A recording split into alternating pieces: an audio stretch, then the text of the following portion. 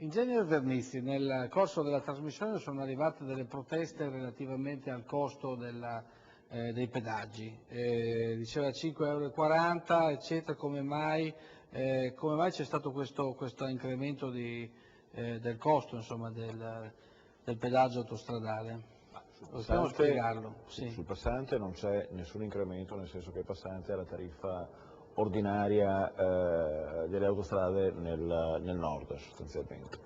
C'è stato un incremento di 50 centesimi in uscita alla barriera di Mogliano, e in uscita proviene da Treviso, e in uscita alla barriera di Villabona per chi proviene da Padova.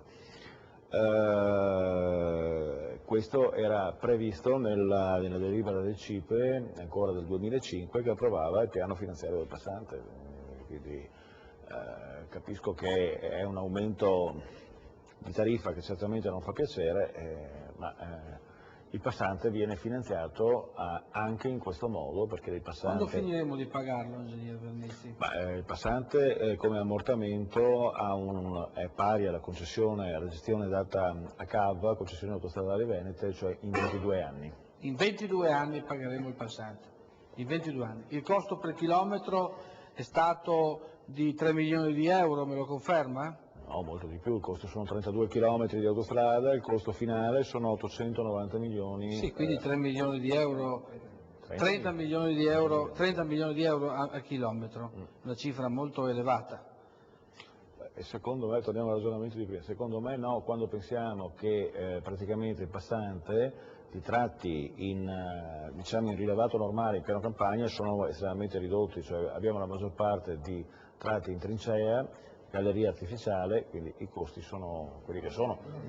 Dobbiamo chiederci cosa costava il sistema al Paese l'assenza del passante.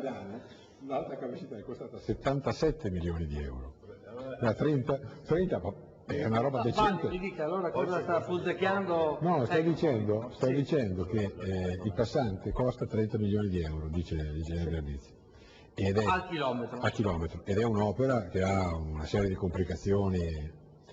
Nel tratto Novara-Milano l'alta capacità è costata 77 milioni. Ora, tra 30 e 77 c'è una certa differenza, no? Questo cosa vuol dire con questo? Voglio dire che si può migliorare l'efficienza. Noi non possiamo confrontarci con la Francia o con la Spagna, ma un certo miglioramento lo dobbiamo conseguire. Vernizzi ha richiesto la parola. Sì, perché mi ricredo, prima ho detto che non ero d'accordo con lui, adesso sono d'accordo con lui, no? È una battuta. Negli 890 milioni teniamo conto che oltre ai costi di realizzazione ci sono 200 milioni di